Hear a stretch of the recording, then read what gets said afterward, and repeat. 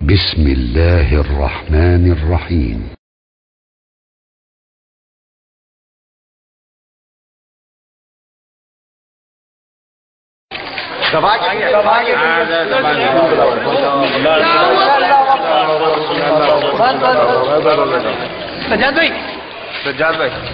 السلام عليكم ورحمة الله وبركاته.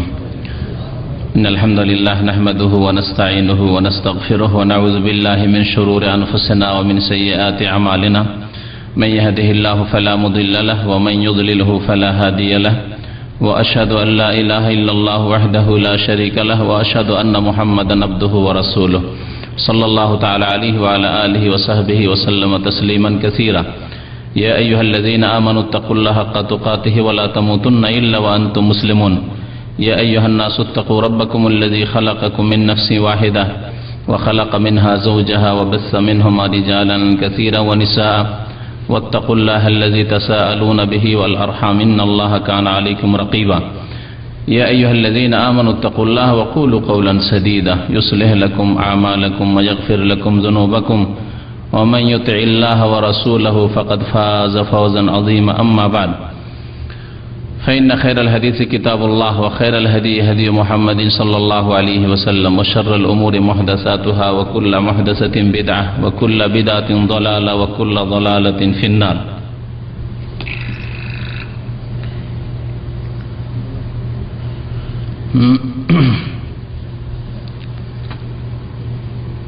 أما بعد فأعوذ بالله من الشيطان الرجيم. بسم الله الرحمن الرحيم. ولكل أمة جعلنا منسكا ليذكروا اسم الله على ما رزقهم من بهيمة الأنعام. আল্লাহ পাক রব্বুল আলামিনের সমস্ত প্রশংসা যে আল্লাহ পাক রব্বুল আলামিন বান্দাদেরকে বিভিন্ন রকমের ইবাদত বন্দেগীর আদেশ প্রদান করেছেন, যাতে করে একই রকমের ইবাদত করে বিরক্তি না আসে। আল্লাহ পাক যেমন দিয়েছেন নামাজের ইবাদত, তেমন দিয়েছেন রোজা, সালাতের পরে সিয়ামের ইবাদত, তারপরে দিয়েছেন যাকাত, আর্থিক ইবাদত, দিয়েছেন কুরবানির ইবাদত, হজের ইবাদত, বহু প্রকারের আল্লাহ পাক রব্বুল আলামিন ইবাদত বন্দেগীর আদেশ প্রদান করেছেন, যার একটি ইবাদত হচ্ছে কুরবানি করা। যেহেতু মৌসুম কুরবানির, সেই জন্য আজকে কুরবানি সম্পর্কে কিছু কথা আলোচনা করব, যা আমাদের জানার প্রয়োজন রয়েছে। আল্লাহ পাক রব্বুল আলামিন দ্বীনের ইলম হাসিল করা ফরজ করেছেন। বিশেষ করে যখন যেই কাজ শুরু করবেন তার আগে সেই সম্পর্কে ইলম হাসিল করা ফরজ। এই কোরবানির কথা, এই কোরবানি ভাষাটি উর্দু ভাষা, বাংলা ভাষা কোরবানি, আসলে আরবি ভাষা কোরবানি নয়, যদিও শব্দটি হয়তো আরবি থেকে এসছে, কিন্তু আরবিতে কোরবানি শব্দ ব্যবহার হয় না এই অর্থে। কোরবানিকে আরবি ভাষায় উদহিয়া বলা হয়। আর এতে থেকে এই ঈদের নাম হচ্ছে ঈদুল আযহা। ঈদুল আযহা, ঈদুল জোহা নয়, কারণ কিছু ক্যালেন্ডার আছে বাংলায়, সেই ক্যালেন্ডারগুলিতে ঈদুল জোহা লেখা থাকে, এটি ভুল। ঈদুল জোহা নয়, জোহা বলা হয় সকালবেলায় যখন রোদ্রের একটু তাপ শুরু হয় সেই সময়টিকে, যে সময়গুলিতে সাধারণত আমরা নাস্তা করি 8টা থেকে 10টা 11টা পর্যন্ত, এই সময়টা দোহা। এই জন্য চাষের নামাজকে, চাষ ফার্সি ভাষা, সালাতুল দোহা বলা হয় আরবি ভাষা, এই সময়ের নামাজ। আর ঈদুল আযহা কোরবানির ঈদ, কোরবানি আযহা মানে কোরবানি, কোরবানির ঈদ বলে এই ঈদের নাম হচ্ছে ঈদুল আযহা। আল্লাহ পাক রব্বুল আলামিন এই কোরবানির কথা বিভিন্ন আয়াতে উল্লেখ করেছেন। তার মধ্যে বিশেষ করে সূরা হজে আল্লাহ পাক রব্বুল আলামিন কোরবানির কথা উল্লেখ করেছেন।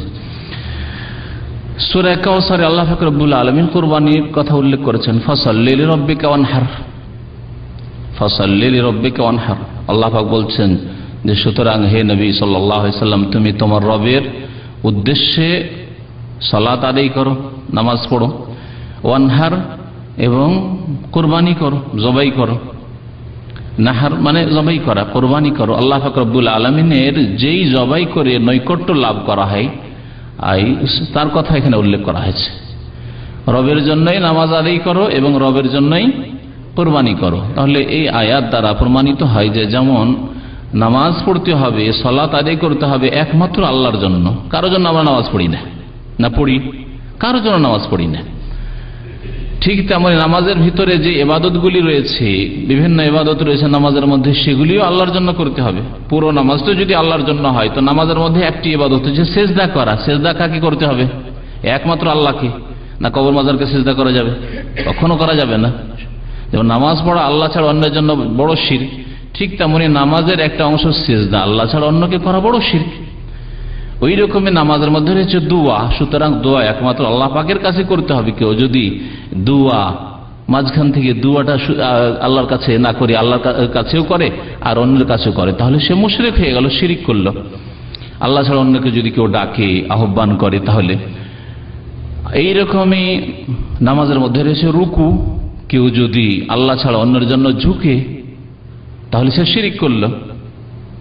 যেমন নামাজ আল্লাহর জন্য পড়তে হবে, ঠিক তেমনি জবাইও আল্লাহ পাক রব্বুল আলমিনের নামে করতে হবে, আল্লাহ পাকের নৈকট্য লাভের উদ্দেশ্যে করতে হবে, আল্লাহ পাক রব্বুল আলমিনের সন্তুষ্টির জন্য করতে হবে। ওয়ানহার, এবং রবের জন্যই জবাই করো, রবের জন্যই কোরবানি করো। তো আল্লাহ পাক রব্বুল আলমিন এখানে কোরবানির কথা উল্লেখ করেছেন। কোরবানি যে বা জবাই করা যে ইবাদত, জবাই করা ইবাদত, এই জন্য মুশরিকরা তাদের দেবী দেবতার জন্য জবাই করে থাকে, মুশরিকেরা কবর মাজারের উদ্দেশ্যে জবাই করে থাকে। আর মুমিন যারা, মুআহিদ যারা, আল্লাহর একত্বে বিশ্বাসী, একত্বের বাস্তবায়নকারী, তারা একমাত্র আল্লাহর জন্য জবাই করে থাকে, আল্লাহর নামে জবাই করে থাকে, আল্লাহর সন্তুষ্টির জন্য জবাই করে থাকে। পক্ষান্তরে যারা মুশরিক, অন্যকে সন্তুষ্ট করার জন্য, যে আমার পীর বাবা, কারো পীর বাবা সন্তুষ্ট হবে, কারো দেবী দেবতা সন্তুষ্ট হবে, কারো জিন শয়তান সন্তুষ্ট হবে, কারণ জিন শয়তান তাকে পেরেশান করছে, সেই জন্য জবাই করতে হবে, সাদা মোরগ জবাই করতে হবে, অথবা কালো খাসি জবাই করতে হবে, অমুক জায়গায় জবাই করে রক্ত গোস্ত দাফন করে আসতে হবে, ইত্যাদি সব যে রয়েছে, এই জন্যই রয়েছে। আল্লাহ ছাড়া অন্যকে এই জবাইয়ের মাধ্যমে তারা সন্তুষ্ট করতে চায়। তো জবাই করা আল্লাহ পাক রব্বুল আলামিনের ইবাদত বলেই মুশরিকরা তা আল্লাহর জন্য না করে অন্যের জন্য করে থাকে।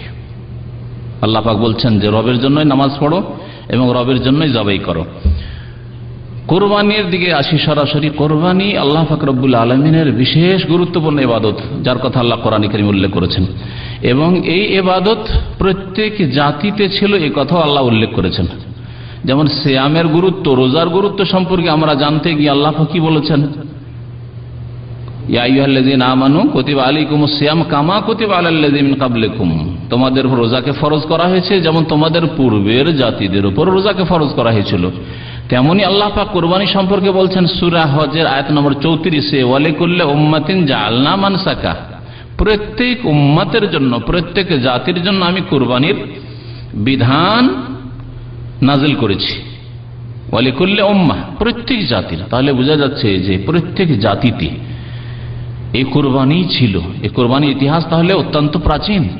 কোরবানির ইতিহাস 1400 বছরের শুধু ইতিহাস নাই, তার আগে কোরবানি হয়েছে।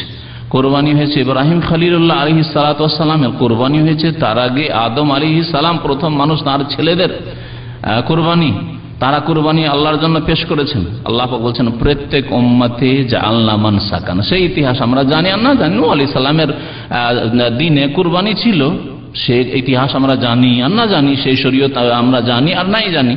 আল্লাহ পাক বলছেন ওয়ালিকুল্লি উম্মাতিন জাআলনা মানসাকা, প্রত্যেক উম্মতকে আমি মানসাক অর্থাৎ কোরবানির বিধান দান করেছি। কি উদ্দেশ্যে? লিয়াযকুরু ইসমাল্লাহি, যাতে করে আল্লাহর নাম তারা স্মরণ করে।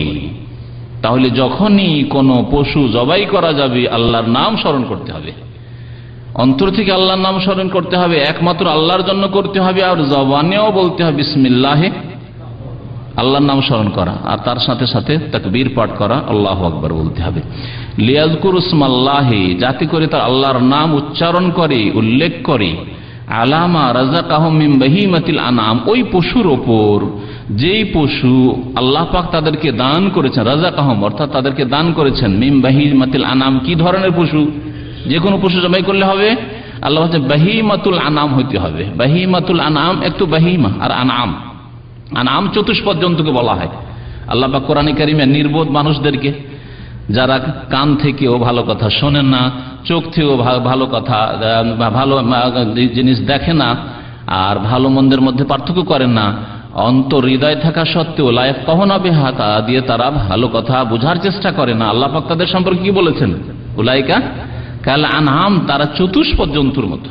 তাহলে আনআম মানে চতুষ্পদ জন্তু, আর বাহিমা তার সাথে যদি লাগে, চতুষ্পদ জন্তুর মধ্যে যেগুলি বাহিমা অর্থাৎ যেগুলি গৃহপালিত পশু, বাহিমাতুল আনাম মানে গৃহপালিত পশু। আর গৃহপালিত পশু কোনগুলি? এখন কেউ যদি অন্য কোনো পশুকে পোষ মানিয়ে নেয়, পশ্চিমাদের মতো কুকুরকে এমন করে পোষ মানিয়েছে যে কুকুরকে ছেলে মেয়ের চাইতে বেশি আদর যত্ন করে আর দুধ ভাত খাওয়ায়, তাহলে সে তো আর কুরবানি নয়। হ্যাঁ, তো নিজের স্ত্রীর চাইতে বেশি আদর করে, নিজের স্বামীর চাইতে বেশি আদর করে মহিলা। আউযুবিল্লাহ। এই জীবন থেকে বলুন আলহামদুলিল্লাহ, আল্লাহ পাক আমাদেরকে পাক রেখেছেন শুধু আল্লাহর প্রতি ঈমান নিয়ে আসার জন্য, আর রাসূলুল্লাহ সাল্লাল্লাহু আলাইহি ওয়াসাল্লামের নিয়ে আসা শরীয়তের উপর ঈমান নিয়ে আসার জন্য, কোরআনে কারীমের বিধানের উপর ঈমান নিয়ে আসার জন্য। না হলে আপনার অবস্থা ওই রকমই হইতো যেমন যাদেরকে পার্থিব জগতে উন্নত এক শ্রেণীর লোকেরা মনে করছে তাদের অবস্থা। তো আল্লাহ পাক রব্বুল আলামিন বাহিমাতুল আনাম গৃহপালিত পশু যে বলেছেন, নবী করিম সাল্লাল্লাহু আলাইহি ওয়াসাল্লাম সেগুলিকে নির্ধারিত করে দিয়েছেন। গৃহপালিত পশু মানে হচ্ছে বাস্তবে তিনি দেখিয়ে দিয়েছেন, উট জবাই করেছেন, কোরবানি করেছেন, এবং উট জবাইয়ের কথা হাদিসে রয়েছে। তারপরে দুম্বা রয়েছে গরু, দুম্বা, খাসি, বকরি, মেষ, ভেড়া, ভেড়ি সবগুলি এতে সামিল। এতে যে কয়েক শ্রেণীর রয়েছে সবগুলি ওতে সামিল, আর সবগুলি এক শ্রেণীর। গানাম বললে সবগুলি তাতে সামিল, তাতে খাসি বকরিও সামিল, তাতে ভেড়া ভেড়ি মেষও সামিল, তাতে দুম্বাও সামিল, সব সামিল। আর হচ্ছে গরু, সে গাভী হোক আর বলদ হোক, এগুলি হচ্ছে গৃহপালিত পশু। উপমহাদেশে যেহেতু মহিষ পাওয়া যায়, আরব দেশে মহিষ পাওয়া যায় না, সেজন্য উপমহাদেশের উলামায়ে কেরামগণ বলেছেন মহিষটা এক ধরনের গরু। সুতরাং বিশেষ করে যেসব এলাকায়, যেসব দেশে গরু জবাই করা নিষিদ্ধ, ভারতের মধ্যে বেশ কিছু স্টেট রয়েছে যেগুলিতে গরু জবাই করা নিষিদ্ধ, কারণ গরু হচ্ছে তাদের গোমাতা, যে মাতার পূজা করে, আবার ওর চামড়া দিয়ে জুতাও তৈরি করে, মায়ের পূজাও করে আর মায়ের চামড়া দিয়ে জুতো তৈরি করে।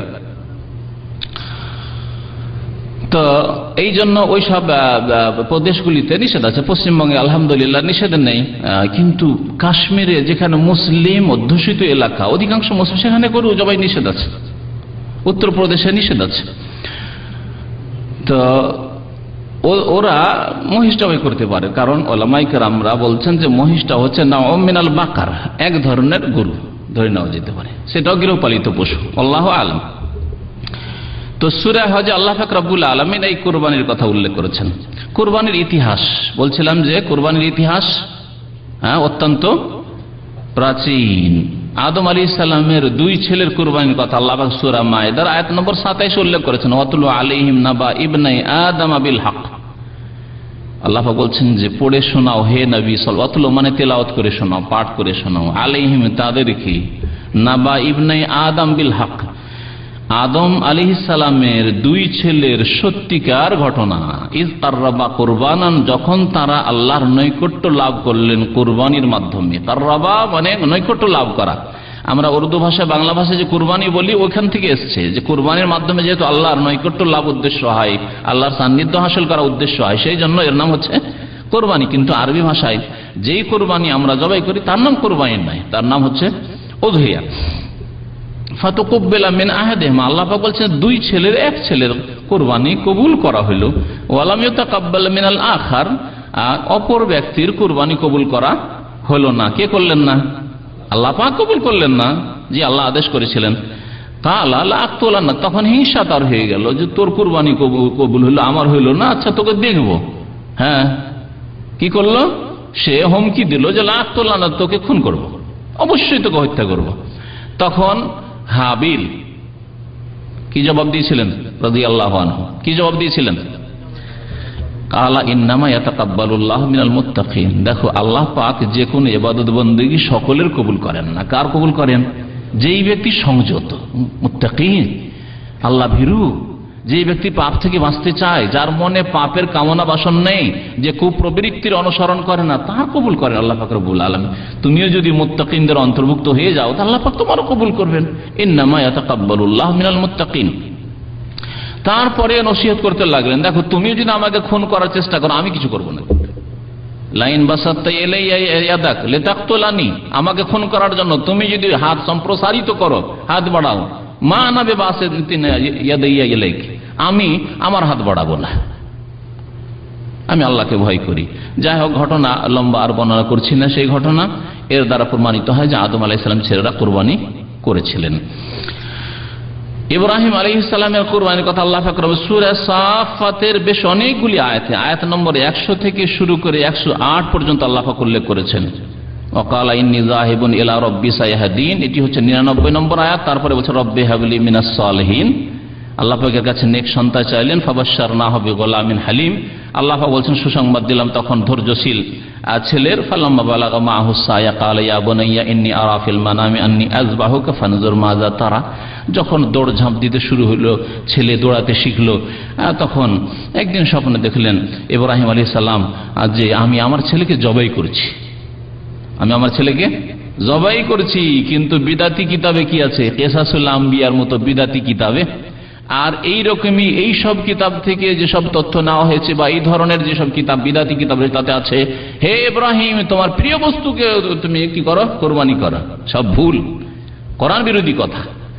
এই যে কিসসা কাহিনীগুলি আমাদের দেশের বক্তারা বর্ণনা করে, কি করে বর্ণনা করে? ইব্রাহিম আলাইহিস সালাম প্রথম দিন স্বপ্ন দেখলেন তোমার প্রিয় বস্তুকে কবুল কি করো, জবাই করো।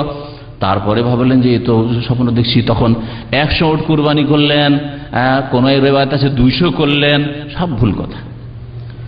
স্বপ্নে তিনি দেখলেন সরাসরি যে যেটা বলছেন আয়াতে, কালা ইয়া বুনাইয়া, স্বপ্ন দেখার পরে সকালবেলা বলছেন হে প্রিয় সন্তান, ইন্নী আরা ফিল মানাম, স্পষ্ট আয়াত, আমি স্বপ্নে দেখছি, আন্নী আযবাহুকা, যে আমি তোমাকে জবাই করছি, বাস্তবে জানো তোমাকে জবাই করছি। আর নবী রাসূল কখনো শয়তানের পক্ষ থেকে স্বপ্ন দেখতে পারেন না, এ তো আল্লাহর পক্ষ থেকে, তাহলে তোমাকে করতেই হয়। ফানজুর মাজা তারা, এখন তোমার মতামত পেশ করো, তোমার মত কি বোঝার জন্য। এই নয় যে মত না দিলে আমি এই আল্লাহর আদেশ পালন করব না, কিন্তু দেখি ছেলের মতটা কি, ছেলে কতটা আল্লাহর অনুগত বান্দা, ছেলে কতটা নেক হয় আমার। কালা ইয়া আবাতে, হে প্রিয় আব্বা, ইফআল মা তুমার, যা আদেশ করা হয়েছে আপনি করে ফেলুন।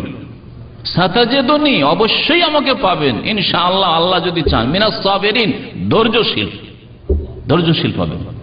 কোরআনে কারীম আল্লাহ পাক রব্বুল আলামিন কোরআনে কারীমে এই সুন্দর চিত্র কি ছেলের কুরবানি যেমন তেমন কথা নয় তুলে ধরেছেন।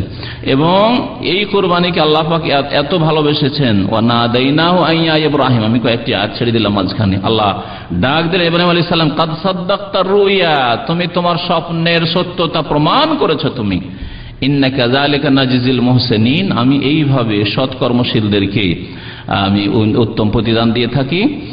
আর আল্লাহ পাক রব্বুল আলামিন সেই আয়াতগুলির একটি আয়াত বলছেন, আফাদাইনাহু বিযিবহিন আযীম, আমি ছাড়িয়ে নিলাম, মুক্ত করে নিলাম ইসমাইল আলাইহিস সালামকে বিযিবহিন আযীম, মহান কুরবানি দিয়ে। আল্লাহ পাক জান্নাত থেকে দুম্বা পাঠিয়ে জবাই করিয়ে দিলেন, আর ইসমাইল আলাইহিস সালামকে আল্লাহ পাক রব্বুল আলামিন বাঁচিয়ে নিলেন। ওয়া তারাকনা আলাইহি ফিল আখিরিন, শেষখানে আল্লাহ আয়াত নম্বর 108 সূরা সাফফাতে বলছেন, আমি এই বিধানের উপর রেখেছি, ওয়া তারাকনা আলাইহি ফিল আখিরিন, অন্যদেরকে কিয়ামত পর্যন্ত শেষ উম্মতকে এই বিধান দান করেছি, কুরবানির বিধান দান করেছি।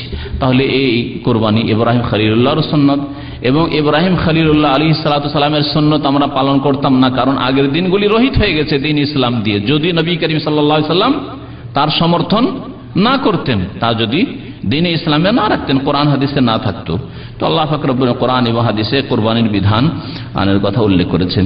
কুরবানির আলোচনার সাথে সাথে আরেকটি কথা বলবো যে কুরবানির দিন সবচাইতে মহান দিন, কুরবানির দিন সবচাইতে মহান দিন। যেমন একটি হাদিস, ইন্না আযামাল আইয়াম ইনদাল্লাহি ইয়াউমুন নাহর, মুসনাদ আহমদের হাদিস, সবচাইতে মহান দিন আল্লাহ পাক রব্বুল আলামিনের নিকট হচ্ছে কুরবানির দিন। কারণ কুরবানির দিনে একটু সারা বিশ্বের সমস্ত মুসলিম ঈদের নামাজ পড়ে, আর এতে বিশ্ব সম্মিলন হয়, যে কোনো মুসলিম, এমনকি নারীদেরকে বলা হয়েছে ঈদগাহে হাজির হও। সেখানে আমার দেশের লোকেরা ওয়াজ মাহফিলে আর সংগঠন আর মিছিলে নারীদেরকে হাজির করতে পারে, আর যখন বলা হয় যে ঈদগাহে ঈদুল আজহা ঈদুল ফিতরে যে মহিলাদেরকে হাজির করা সুন্নাত, নবী সাল্লাল্লাহু আলাইহি ওয়াসাল্লাম আদেশ করেছে, বলছে না না না, ফিতনা হবে, ফিতনা হবে। নবী সাল্লাল্লাহু আলাইহি ওয়াসাল্লাম সুন্নাত পালন করলে ফিতনা হয়, কিন্তু মিছিল করলে ফিতনা হয় না। ইসলামের নামে মিছিল নারীদেরকে রাস্তায় বের করলে তাতেও ফিতনা হয় না, আর ইসলামী সংগঠনের নামে আর চিল্লার নামে মহিলাদের বের করলে তাতেও ফিতনা হয় না। আর তারপরে যে যেখানে মহিলাদেরকে বের করে ওয়াজ মাহফিলে নিয়ে যায়, কালেকশন হবে ওদের কাছ থেকে, ডিম ডাম মুরগি যা পাওয়া যায়, হ্যাঁ ওখানে আবার ফিতনা হয় না, অথচ সব ফিতনা হয়। হ্যাঁ, স্কুল কলেজে সহশিক্ষা, তাতে ফিতনা হয় না। আল্লাহ পাক রব্বুল আলামিন যেন আমাদের জাতীয় সংশোধন করার তৌফিক দান করেন। তো এই কোরবানির নামাজ, কোরবানির নামাজের সাথে কোরবানি, যে আল্লাহ আকবার, চিন্তা করতে পারবেন না যে সারা পৃথিবীতে মুসলিমরা কত পশু জবাই করে এই দিনে আল্লাহর নৈকট্য লাভের জন্য, এবং আল্লাহর নিকট অত্যন্ত প্রিয় ইবাদত এই ইবাদত। সুতরাং এই দিনকে বলা হয়েছে সবচেয়ে মহান দিন বলা হয়েছে। আর তারপরে বলা হয়েছে আইয়ামে তাশরিকের দিনগুলিকে মহান দিন, ইয়ামুল কার, যে দিনগুলিতে মেনায় হাজিরা অবস্থান করে। একদিকে হাজিরা কোরবানি করছে আর হাজিরা মেনাতে অবস্থানও করছে, আর একদিকে আমরা বাড়িতেও 4 দিন ধরে কোরবানি করা সুন্নাত। এই বিষয়টি আরো স্পষ্ট করে বলি যে আমাদের দেশের এক শ্রেণীর লোকেরা মাত্র 3 দিন কোরবানির কথা বলে, 10 তারিখ, 11, 12 বাস। কিন্তু সহিহ হাদিস দ্বারা প্রমাণিত যে কোরবানি ইয়ামুন নাহার এবং আইয়ামে তাশরিক। আইয়ামে তাশরিক কয় দিন? 3 দিন, 11, 12, 13। তাহলে 3 দিন আইয়ামে তাশরিক হইল, আর 10 তারিখ হচ্ছে ইয়ামুন নাহার। এই 4 দিনই কোরবানির দিন। তবে সবচাইতে উত্তম হচ্ছে 10 তারিখে কোরবানি করা, কারণ নবী করিম সাল্লাল্লাহু আলাইহি সাল্লাম 100টি উট কোরবানি করেছেন। এতে তিনি বিলম্ব করে 11 তারিখ কিছু করি, 12তে করি, 13তে করি, এরকম করেনি। 10 তারিখে সবগুলি জবাই করে দিয়েছেন। প্রায় 63-64টা নিজ হাতে জবাই করেছেন, আর বাকি 36টার মতো বললেন আলী রাদিয়াল্লাহু তাআলা আনহুকে যে বাকিগুলি তুমি জবাই করে দাও আমার পক্ষ থেকে। বিদায় হজ। এই জিলহজ মাসের 10 দিনের মধ্যে একটি দিন, যেই দিনটি হচ্ছে আরাফার দিন, ইয়াউমে আরাফা। এই দিনটি অত্যন্ত ফজিলতের দিন। এই দিনে যেমন হাজী সাহেবদের বড় করণীয় রয়েছে, আল হাজ্জু আরাফা, আরাফা অবস্থানের নাম হচ্ছে হজ, ঠিক তেমনি আমাদের করণীয় রয়েছে।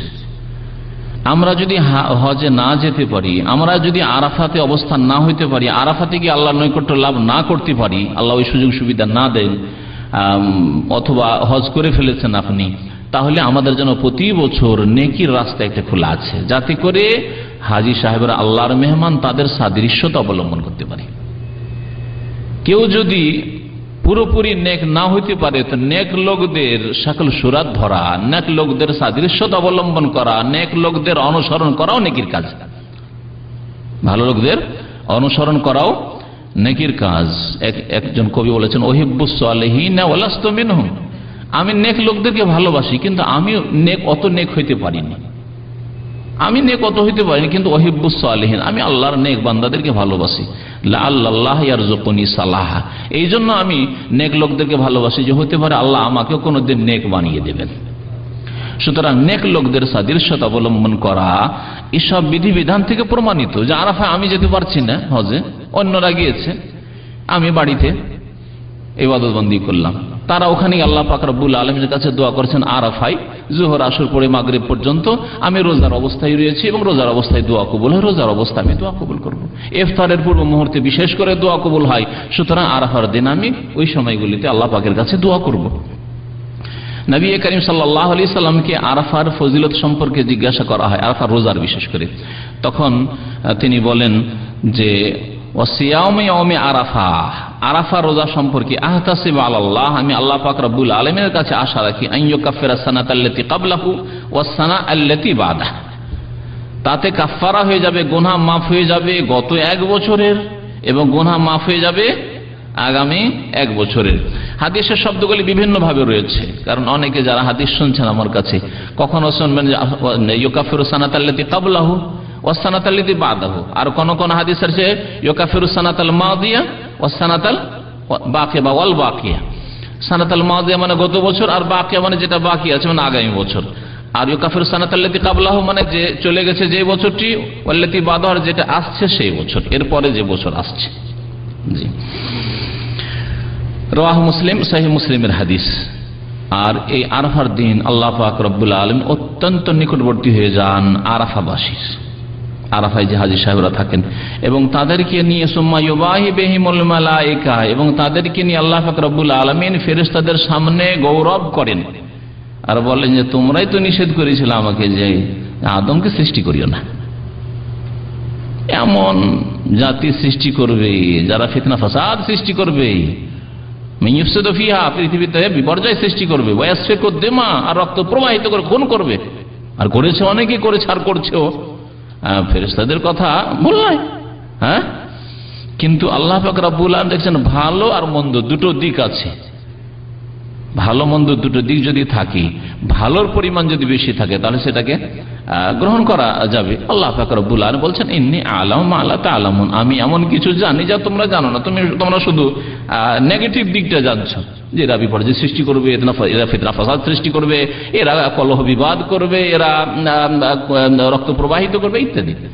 কিন্তু ভালো দিক, এরা আরাফায় হাজির হবে, এরা বাইতুল্লাহর তাওয়াফ করবে, এরা রোজা রাখবে, এরা আল্লাহ পাক রব্বুল ইবাদতবন্দি করবে। এদের মধ্যে খারাপ গুণ আছে, তারপর খারাপ গুণগুলিকে দমন করার চেষ্টা, কুপ্রবৃত্তিকে দমন করে ভালো চরিত্রকে উন্নত করবে। ভালো গুণ না এগুলো? তো আল্লাহ পাক রব্বুল আলামিন বললেন যে আমি যা জানি তোমরা জানো না। কুরবানির বিষয়ের দিকে ফিরে আসে আরাফার পরে। আরাফার রোজা রাখবেন কোন দিন? আরাফার রোজা রাখবেন এই বছরে 1431 বছর রোজা রাখবেন আরাফার রোজা।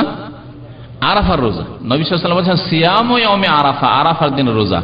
সুতরাং আরাফার রোজা ওই দিন যেই দিন আরাফাতে হাজী সাহেবের অবস্থান করছেন, যেখানে থাকুন না কেন, প্রচার মাধ্যমে জানতে পারছেন, মোবাইলে জানতে পারলেন যে হ্যাঁ আরাফায় হাজিরা সোমবারে রোজা রাখবেন, যদিও বাংলাদেশে আছেন, যদিও ভারতে আছেন, যদিও দুনিয়ার যেখানে আছেন। কারণ ভারত উপমহাদেশের লোকের একদিন পরে ঈদ করে, সৌদি আরবের একদিন পরে ঈদ করে, একদিন পরে তাদের 9 তারিখ হয়। 9 তারিখ নবী সাল্লাল্লাহু আলাইহি ওয়াসাল্লাম বলেননি, বলেছেন সহিহ হাদিসে সহিহ মুসলিম আরাফার দিন রোজা, সুতরাং আরাফার দিন রোজা রাখবেন। আর এক শ্রেণীর আলেমরা এরকম ফতোয়া দিচ্ছে না 9 তারিখে রোজা রাখবো, আমরা 9 তারিখ রোজা রাখবো। এই জন্য যদি আপনি ইখতিলাফ থেকে ঊর্ধ্বে যাওয়ার জন্য যে আমি মতানৈক্য থাকবো না, তাহলে আপনি আপনার পরিবারকে বলতে পারেন যে আরাফার দিনে রোজা রাখেন, যেটা আসল আরাফার দিন।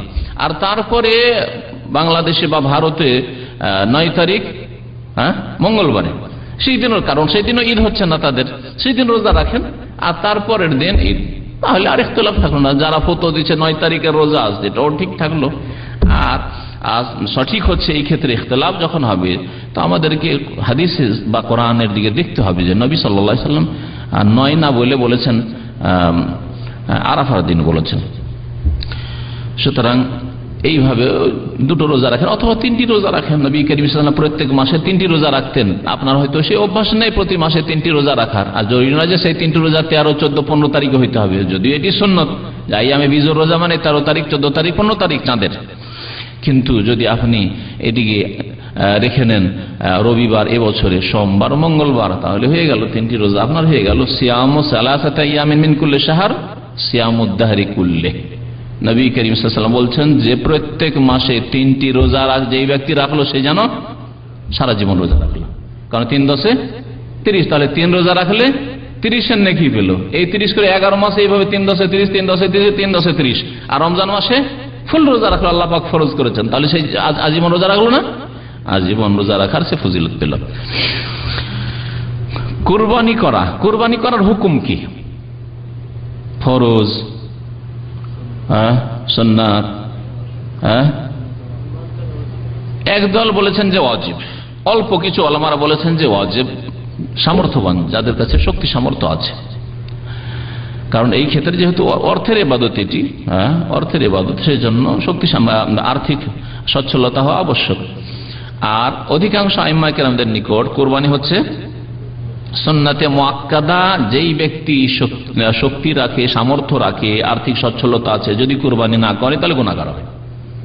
কুরবানি না করে গুনাহগার হবে। নবী করিম সাল্লাল্লাহু আলাইহি ওয়াসাল্লাম বলেছেন যারা কুরবানি করতে পারবে অথচ কুরবানি করে না, তারা যেন আমাদের সাথে ঈদ না পড়তে আসে।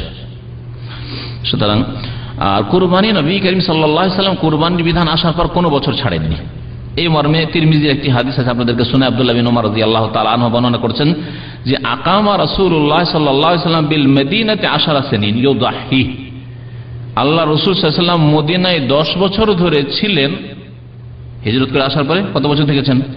10 বছর। ইউদাহি 10 সিনিন, 10 বছর। ইউদাহি প্রতি বছর কুরবানি করতেন, প্রতি বছর কুরবানি করতেন রাসূলুল্লাহ সাল্লাল্লাহু আলাইহি ওয়াসাল্লাম। ইমাম তিরমিজি বলছেন হাযা হাদিসুন হাসানুন, হাদিসটি হাসান। আর একটি হাদিস রয়েছে এই মর্মে, একজন লোক আব্দুল্লাহ বিন উমর রাদিয়াল্লাহু তাআলা আনহু, প্রখ্যাত সাহাবী, উমর ইবনে খাত্তাব আমিরুল মুমিনিনের ছেলে, তাকে জিজ্ঞাসা করলেন সালা ইবনে আনিল উযহিয়াত আওয়াজিবাতুন হিয়া, উযহিয়া করা কি ফরজ? দেখেন হাদিসে, কোরআন এবং হাদিসে এবং অধিকাংশ আইম্মা কেরামদের নিকট ওয়াজিব আর ফরজে কোনো পার্থক্য নাই। ওয়াজিব মানে যা অবশ্যই পালনীয়, আর ফরজ মানেও তাই। আওয়াজিবাতুন হিয়া, এটা কি ফরজ ওয়াজিব? ফাকালা, তখন তিনি কথা বলেন না যে ফরজ ওয়াজিব না সুন্নত, কারণ এই ফরজ ওয়াজিব সুন্নত এগুলি পরিভাষাগুলি ফুকাহায়ে কেরামরা পরে নিয়ে এসেছেন। সাহাবায়ে কেরামদের জামানায় এটা ফরজ ওয়াজিব, সুতরাং এটাকে একেবারে করতেই হবে, আর এটা সুন্নত না করলেও চলে। যেমন আজকালকার অধিকাংশ মুসলমান এটা হারাম, সুতরাং বাঁচতেই হবে, করা চলবে না। এটা মাকরুহ, মানে করলেও চলে, বরং করতে হবে, আজকালকার ধারণা। আর এই ক্ষেত্রে আমি দুটি উদাহরণ দিই, অনেকবারই দিয়েছি, দিতে হবে, মনে আছে কি উদাহরণ দিই? দাড়িকে দিয়েছে সুন্নত করে, ওয়াজিব নয়, অথচ ওয়াজিব। দাড়িকে সুন্নত করে দিয়ে তার মানে কি করতে হবে? মুন্ডন করতেই হবে, কাটতে হবে, সেভ করতে হবে, খুব বেশি তো এই 10 দিন শুধু। কালকে এক লোক জিজ্ঞাসা মসজিদে যে 10 দিন দাড়ি কাটা যাবে? 10 দিন সারা জীবনই কাটা যাবে না, 10 দিন কাটা যাবে, ফতোয়া জিজ্ঞেস করছে, আশ্চর্য কথা। এই এক দাঁড়িয়ে আমি একটি উদাহরণ দিই যে হালকা করে দিচ্ছে। এই ফোকাহাদের ফতুয়াকে নিয়ে ফোকাহে কেরাম বলেননি যে দাড়ি সুন্নাত, বরং তাদের যারা সত্যিকার অর্থে কোরআন এবং হাদিসের আলোকে ফোকাহা, তারা বলেছেন যে ওয়াজিব। কিন্তু এটা হচ্ছে সমাজের ছোটখাটোদের ফতুয়া, দাড়ি সুন্নত, আর সুন্নত মানে সাফ করো, সুন্নত মানে মহিলা সেজে যায়। আর আরেকটি উদাহরণ দিই হারামের আর মাকরুর, কি? সিগারেট, ধূমপান বা জর্দা, তামাক। এই যারা বিড়ি তামাক খাওয়া লোক, আর যারা পান খাওয়া লোক, ভদ্রলোক হুজুররাও জর্দা দিয়ে পান খায়, হ্যাঁ তাই না? বিদাতি হুজুররা জর্দা দিয়ে পান খায়, জর্দা ছাড়া পানি খেতে জানে না তারা। হুক্কা খায় অনেকে তাদের। তো এই যে জর্দা, হুক্কা, তামাক, এই তামাক জাতীয় জিনিস, বিড়ি, সিগারেট যারা পান করে, তারা এটাকে কি বলে? মাকরু। আর মাকরু মানে খাও, সুন্নত মানে ছাড়ো, করিও না, রাখিও না দাড়ি, আর মাকরু মানে খাও। এই হলো বর্তমান মুসলিমদের অবস্থা। অথচ যদি ধৈর্যও নেওয়া যায় কিছুক্ষণের জন্য যে সুন্নাত, তার মানে পালন করতে হবে। ধৈর্য নেওয়া যে মাকরু মানে ঘৃণিত যে আল্লাহ পাকের কাছে, তার রাসূলের কাছে ঘৃণিত হয় সাল্লাল্লাহু আলাইহি ওয়াসাল্লাম, তাহলে ঘৃণিত মানে ছেড়ে দিতে হবে। কিন্তু মাকরু নয়, হারাম। জর্দা, তামাক জাতীয় জিনিস হারাম, এবং দাড়ি সুন্নত নাই, ওয়াজিব, ফরজ। তো ইবনে ওমর রাদিয়াল্লাহু তাআলা আনহু আমাকে জিজ্ঞেস করলেন যে এই কুরবানি করা কি ওয়াজিব ফরজ? তিনি উত্তর দিচ্ছেন দাহা রাসূলুল্লাহ সাল্লাল্লাহু আলাইহি ওয়াসাল্লাম, আল্লাহ রাসূল সাল্লাল্লাহু আলাইহি ওয়াসাল্লাম কুরবানি করেছেন, সুতরাং আমরাও করি। সাহাবায়ে কেরামরা এই ধারণা রাখতেন না যে নবী সাল্লাল্লাহু আলাইহি ওয়াসাল্লাম করেছেন দুটো কাজ, একটা সুন্নত, সুতরাং করলেও চলে, না করলেও চলে, আর একটা করবো না, এরকম না। নবী সাল্লাল্লাহু আলাইহি ওয়াসাল্লাম করেছেন, করতে আমা আতাকুম রাসূল, যা কিছু দিয়েছেন রাসূলুল্লাহ সাল্লাল্লাহু আলাইহি ওয়াসাল্লাম তা নেও। এতে ভাগ করা, আবার কোনটার গুরুত্ব বেশি দিলাম, কোনটাই দিলাম না, এটা না। রাসূলুল্লাহ সাল্লাল্লাহু আলাইহি ওয়াসাল্লাম কুরবানি করেছেন, ওয়াল মুসলিমুন, এবং মুসলিমরাও কুরবানি করেছেন। সাহাবী বলছেন মুসলিমরা কুরবানি করেছেন, মানে কারা? সাহাবী বলছেন যে মুসলিমরা কুরবানি করেছেন, মানে কারা? সাহাবায়ে কেরাম। তখনকার মুসলিম মানে শুধু সাহাবায়ে কেরাম, আর তো তাবেঈন আসেননি তখন তার আর অন্যরা আসেনি, তাই না? তখন তার আইম্মা ইমাম আবু হানিফা, শাফি, মালিক, আহমদ তো আর আসেনি, ইমাম বুখারী তো আসেননি। সুতরাং মুসলিমরা অর্থাৎ সাহাবায়ে কেরাম, আর সাহাবায়ে কেরাম দল হিসাবে তারা আমাদের আদর্শ, পুরো দল হিসাবে আদর্শ। প্রত্যেক ব্যক্তি আলাদা আলাদা করে আদর্শ নাও হইতে পারে, তাদের ভুল ভ্রান্তি কারো হইতে পারে, কিন্তু যখন পুরো একটা উম্মত নেবেন সাহাবায়ে কেরামদের, তারা আমাদের জন্য আদর্শ। রাসূলুল্লাহ সাল্লাল্লাহু আলাইহি ওয়াসাল্লামের পরে আদা আলী আবার জিজ্ঞাসা করছে ওই লোক, মানে বুঝলো না, উত্তরে যে তিনি এভাবে বললেন যে রাসূলুল্লাহ সাল্লাল্লাহু আলাইহি ওয়াসাল্লাম করেছেন, মুসলিমরা করেছেন, সাহাবায়ে কেরামরা করেছেন কুরবানি, ও বুঝলো না, আবার জিজ্ঞাসা হচ্ছে ফরজ না ফরজ নয়। ফাকাল আতাকিলু, তুমি বুঝো না বুঝো না, দাহা রাসূলুল্লাহ সাল্লাল্লাহু আলাইহি ওয়াসাল্লাম, আমি বলছি আল্লাহ রাসূল সাল্লাল্লাহু আলাইহি ওয়াসাল্লাম করেছেন আর মুসলিমরা কুরবানি করেছেন। ওয়ামা আতাকুম রাসূল ফাখুযুহু। কাল আবু ঈসা, ইমাম তিরমিজি বলছেন হাযা হাদিসুন হাসানুন সহিহ, এই হাদিসটি হাসান এবং সহিহ। কুরবানি একটি ছাগল আর 7টি ভাগ। 7টি ভাগ কিসের? 7টি ভাগ গরুর, উটের। উট সম্পর্কে 10 ভাগেরও হাদিস রয়েছে, 10 ভাগের হাদিস তিরমিজি সুনানের কিতাবে রয়েছে ওটার ক্ষেত্রে। এটা আজ কি শুনছেন, এর আগে শুনেছেন কখনো? তিরমিজি হাদিস আছে, সহিহ হাদিস। আর এই জন্য ওটার ক্ষেত্রে 10 জন শরীক হইতে পারে, 7 জন হইতে পারে, 10 জন হইতে পারে। আর বাকি 7 ভাগের গরুর ক্ষেত্রে 7 ভাগের হাদিস রয়েছে। তো 7টি, এভাবে বলি, 7টি ছাগল সমান একটি গরু, 7টি ছাগল সমান একটি গরু অথবা একটি উট, আর 10টি ছাগল সমান একটি উট। আর এই একটি ছাগল অথবা একটি ভাগ, আমাদের দেশের মানুষরা এই ফতুয়াতে সকলেই প্রায় ভুল করে, কারণ আলেম সমাজরা ভুল ফতুয়া দিয়ে থাকে। কি ভুল ফতুয়া দেয়? 1 ভাগ মানে একজন ব্যক্তির জন্য, ব্যাস। এটা যদিও অল্প কিছু ফোকাহাদের মত আছে, কিন্তু অধিকাংশ আইম্মায়ে কেরামরা এর বিপরীত। অধিকাংশ আইম্মায়ে কেরামরা সহিহ হাদিসের আলোকে, আর আমি হাদিস উল্লেখ করব, আইম্মায়ে কেরামদের নাম উল্লেখ করছি শুধু, দলিল হিসাবে নাই। তাদের কথার জন্য দলিল লাগে, কথা বোঝার চেষ্টা করবেন। হ্যাঁ, রাসূলুল্লাহ সাল্লাল্লাহু আলাইহি ওয়াসাল্লামের কথা দলিল, তাই না? তার জন্য কোনো দলিল লাগে না। আল্লাহ পাকের কথা তার আগে দলিল, সেটি দলিল, তার জন্য কোনো দলিল লাগে না। কিন্তু আল্লাহ পাকের রাসূল সাল্লাল্লাহু আলাইহি ওয়াসাল্লাম ছাড়া অন্য কারো কথা দলিল না, তার জন্য দলিল পেশ করতে হয়। সেটাকে যদি সমর্থন করতে চান, সাব্যস্ত রাখতে চান, তাহলে দলিল পেশ করতে হবে কোথা থেকে? আল কোরআন থেকে অথবা রাসূলুল্লাহ সাল্লাল্লাহু আলাইহি ওয়াসাল্লামের হাদিস থেকে। ইউস্তাদাল্লু লাহু ওয়ালা বিহি, আইম্মায়ে কেরামদের কথা যদি হয় তাহলে তার সমর্থনে দলিল পেশ করতে হবে, সেটাকে দলিল হিসেবে পেশ করা যাবে না। বুঝেছেন এবারে? হ্যাঁ, আমার কথাকে দলিল হিসেবে গ্রহণ করবেন না যে অমুক বলেছেন, বরং আমার কথা যদি দেখেন কোথাও আর দলিল উল্লেখ না করে থাকে, তার দলিল খুঁজবেন। যদি দলিল খুঁজে পান, অথবা আমি বেঁচে থাকি তো জিজ্ঞাসা করবেন দলিল, আর যদি না থাকে তো দলিল খুঁজবেন, যদি খুঁজে না পান তো ছেড়ে দেবেন। এটা হচ্ছে শরীয়ত, এটা হচ্ছে শরীয়ত। আইম্মায়ে কেরাম তাই শিখিয়েছেন, ইজা সাহাল হাদিস ফাওয়াজ মাযহাবি, সহিহ হাদিস হচ্ছে আমাদের মাযহাব, কারণ সহিহ হাদিসটা দলিল, আর আমাদের ব্যক্তিগত মত দলিল নয়, তার জন্য দলিল নিয়ে আসতে হয় খুঁজে। আতা ইবনে ইয়াসার প্রখ্যাত তাবেঈ ছিলেন, বলছেন যে সাআলতু আবা আইয়ুব আল আনসারী, আমি আবু আনসারী রাদিয়াল্লাহু তাআলা আনহুকে জিজ্ঞাসা করলাম। আবু আইয়ুব আনসারী কে বলতে পারেন? কে? হ্যাঁ, রাসূলুল্লাহ সাল্লাল্লাহু আলাইহি ওয়াসাল্লাম মদিনা আসলেন, তখন আবু আইয়ুব আনসারী রাদিয়াল্লাহু তাআলার বাড়িতে নবী সাল্লাল্লাহু আলাইহি ওয়াসাল্লামের উট গিয়ে বসেছিল। ভাগ্যবান হয়েছিলেন তিনি, প্রথম মেহমান পেয়েছিলেন তিনি রাসূলুল্লাহ সাল্লাল্লাহু আলাইহি ওয়াসাল্লামকে। কাইফা কানাতি যাহায়া আলা আহদি রাসূলিল্লাহ সাল্লাল্লাহু আলাইহি ওয়াসাল্লাম, জিজ্ঞাসা করলেন যে রাসূলুল্লাহ সাল্লাল্লাহু আলাইহি ওয়াসাল্লামের জামানায় কুরবানি কেমন হইতো, না কি নিয়মে কুরবানি হইতো, কুরবানির মাসলা মাসাইল কেমন ছিল, কি ধরনের কুরবানি করা হইতো। ফাকালা কানার রাজুলু ইউদাহি বিশাতে আনহু ওয়া আন আহলি বাইতি। হাদিস ভালো করে শুনেন, হাদিস তিরমিজির এবং হাদিস হাসান সহিহ। বলছেন যে কোনো মানুষ ইউদাহি বিশাতে ছাগল কুরবানি করত, আনহু তার পক্ষ থেকে, ওয়ান আহলে বাইতি এবং তার পরিবারের পক্ষ থেকে। তাহলে একটি ছাগল জি ওই ব্যক্তির পক্ষ থেকে এবং তার পরিবারের পক্ষ থেকে যথেষ্ট। আর পরিবার মানে শরীয়তের ভাষা, আরবি ভাষায় পরিবার মানে স্বামী স্ত্রী ছেলে মেয়ে, আর যদি বৃদ্ধ বাবা মা থাকে আর তাদের ব্যক্তিগত কোনো সম্পদ না থাকে, ইনকাম না থাকে, তাদেরকেও সেই পরিবারে শামিল করা যাবে। কিন্তু মাশাআল্লাহ দেখা যাচ্ছে যে বাবা মা বৃদ্ধ হইলে কি হবে, তাদের যথেষ্ট প্রপার্টি আছে, ধন সম্পদ আছে, জমি জায়গা আছে, দোকানপাট আছে, ইনকাম সোর্স আছে, তাহলে তাদের আলাদা কোরবানি হওয়া উচিত, কারণ তারা স্বামী স্ত্রী এক পরিবার। এটা হচ্ছে ফ্যামিলি বা পরিবারের অর্থ। আর পরিবার মানে এই নয় যে আমরা জয়েন্ট ফ্যামিলিতে 5 ভাই অথবা 7 ভাই, আমরা 9 ভাই আলহামদুলিল্লাহ। তো 9 ভাই একসাথে আছি, আর 9 ভাইয়ের এখন বর্তমানে 9 ভাই ইনকাম করে, বলবেন যে 9 ভাই, আর প্রায় একটি ভাই বাকি আছে বিবাহ হতে, তাহলে কি বলবেন যে সবগুলি এক পরিবার?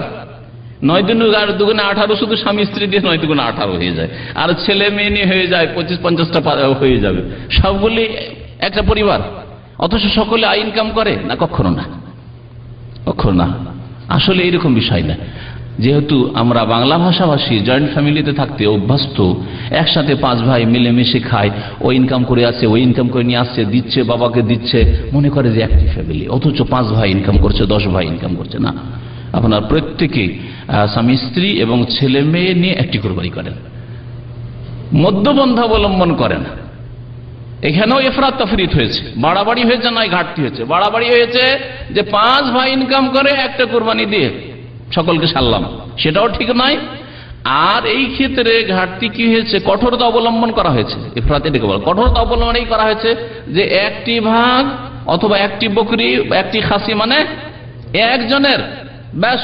ওই স্বামী করলো, স্বামীর ওর স্ত্রীও নাকি পাবে না, ওতে ওর ছেলে মেয়েও পাবে না, কেউ পাবে না। এটাও ভুল। তাহলে ভুল 2 দিকে আছে, সংশোধন করার প্রয়োজন রয়েছে। আর হক হচ্ছে, সত্য হচ্ছে মধ্যপন্থা। মধ্যপন্থা যে জয়েন্ট ফ্যামিলিতে থাকে না, সকলে ইনকাম করছেন, প্রত্যেকের আলাদা আলাদা ফ্যামিলি আছে, আপনারা কোরবানি দেন।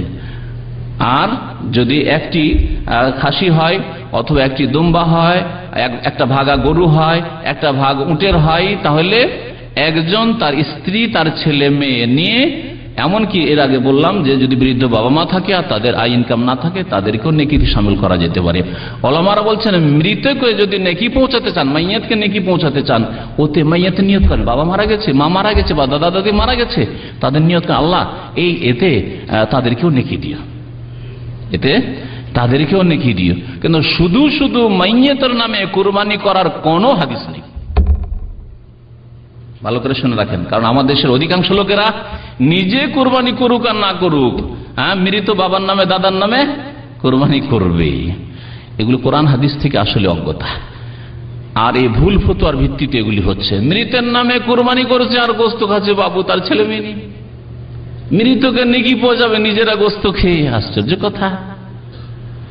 প্রথম কথা, কুরবানি মাইয়াতের নামে শুধু একটা গোটা কুরবানি, মানে একটা খাসি অথবা একটা ভাগ কুরবানি পুরোটাই মাইয়াতের নামে করলেন, এর কোনো প্রমাণ হাদিসে নেই। 2 নম্বর কথা, ওলামারা এই ক্ষেত্রে ফতোয়ায় বলেছেন যে যেহেতু এটি আর্থিক ইবাদত, দৈহিক ইবাদত নয়, আর্থিক ইবাদত, যেমন হজ উমরা করা যায় আর্থিক ইবাদত, এরকমই দান খেরাত সাদকা খেরাত করা যায়, ও আর্থিক ইবাদত। নামাজ পড়ে নাকি পৌঁছানো যায় না, 2 রাকাত নামাজ পড়লেন আর বলেন যে আল্লাহ এই 2 রাকাত নামাজের নাকি আমার মৃত বাবাকে পৌঁছে দিও না, দৈহিক ইবাদত না। আল্লাহ আমি 10 পারা কোরআন পড়লাম, দৈহিক ইবাদত, আল্লাহ এই পারা কোরআনটা অমুককে বকশে দিও। এই তরিকাগুলি সুন্নতি তরিকা নয়, সুন্নতের খেলাফ তরিকা। তো এটা এই আলোচনা আবার আলাদা একটা আলোচনার, মানে যে বকশানো বা যেটা সওয়াব রেসানি বলে, বুঝেন না এই ভাষাগুলি। আর একটা বলে ইসালে সওয়াব বলে, এগুলো ফার্সি ভাষা। ইসালে সওয়াব আরবি ভাষা, আর সওয়াব রেসানি হচ্ছে, রেসান মানে ইসাল, পৌঁছানো। তো এর উপরে আলোচনার প্রয়োজন আছে, আলাদা আলোচনা করা হবে, সময় হয়তো এগিয়ে চলে যাচ্ছে। তো বলছিলাম যে কুরবানি মাইয়াতের নামে যদি আলাদা করে করতে হয়, তো এক ধরনের ওলামারা বলছেন যেহেতু হাদিসে নেই সেজন্য করা চলবে না। আর এক শ্রেণীর ওলামারা বলছেন যে জায়েজ, তবে এই গোশত সমস্ত কি করতে হবে, গরিব মিসকিনের মাঝে বন্টন করে দিতে হবে, সাদকা করে দিতে হবে। কারণ সাদকার মাধ্যমে মাইয়াতকে নেকি পৌঁছানো যেতে পারে। আপনার কুরবানি সাদকা, মাইয়াতের নামে কুরবানি করেছেন 1 ভাগ, পুরোটা ভাগটা নেন আর গরিব মিসকিনকে দান করে দেন। আপনি নিজে খাবেন না, আপনার পরিবার খাবে না। আপনি একটা খাসি বা বকরি জবাই করেছেন, দুম্বা জবাই করেছেন মাইয়াতের নামে, তাহলে পুরোটাই আপনি গরিব মিসকিনের মাঝে তকসিম করে দেন, বন্টন করে দেন। তো বলছেন আবু আইয়ুব আনসারী রাদিয়াল্লাহু তাআলা আনহু বলছেন যে কানার রাজুল ইউদাহি, আমাদের যুগে একজন লোক কুরবানি করত, বিশাতে আনহু, একটি বকরি, আনহু তার পক্ষ থেকে, ওয়ান আহলে বাইতিহি, এবং নিজ পরিবারের পক্ষ থেকে। তাহলে একটি বকরি, একটি ছাগল, একটি খাসি নিজের পক্ষ থেকে এবং নিজের পরিবারের পক্ষ থেকে যথেষ্ট। ফায়াকুলুনা, নিজেও খেত, ওয়ায়ুত এমন অন্যদেরকেও খাওয়াতো। ফায়াকুলুনা, নিজেও খেত আর অন্যদেরকেও খাওয়াতো। তাহলে কুরবানির গোশত সম্পর্কে কি করতে হবে? নিজে খেতে হবে, অন্যদেরকে কাকে খাওয়াইতে হবে? দুই শ্রেণীর লোককে খাওয়াইতে হবে, দুই শ্রেণীর লোককে খাওয়াইতে হবে। নিজে খেতে হবে এক তো হয়ে গেল, আর খাওয়াইতে হবে যাদেরকে, তারা দুই শ্রেণীর লোক। এক হচ্ছে আত্মীয় স্বজন, হ্যাঁ, বন্ধু বান্ধব, মেহমান, মুসলিম ভাই, অথচ সচ্ছল, হয়তো অসুবিধা নেই। আর আরেক ধরনের লোক হচ্ছে যারা গরিব মিসকিন। ফাকুলু মিনহা ওয়া তা'মুল বাইসাল ফাকির, সূরা হজের 1 আয়াতে মহান আল্লাহ ইরশাদ করেছেন, ফাকুলু মিনহা, তোমরা কুরবানির গোশত খাও, ওয়া তা'মুল বাইসাল ফাকির, এবং তোমরা খাওয়াও এই কুরবানির গোশত যারা অসহায় দরিদ্র ফকির তাদেরকে। ফাকুলু, আরেক আয়াতে আল্লাহ পাক বলছেন ফাকুলু মিনহা, এই কুরবানির গোশত খাও, ওয়া তা'মুল কানিয়া ওয়াল মুতার, এবং তোমরা খাওয়াও কানেকে এবং মুতারকে। এই দুইটি শব্দের দুইটি তাফসীর। এক দল যারা যা নিজের আছে তাই খায়, ডাল ভাত খায়, কারো কাছে চাইতে যায় না, চাইতে যায় না, তাকেও খাওয়া, যে চাইতে না আসে তাকেও খাও, আর যারা চাইতে আসে তাদেরকেও খাও।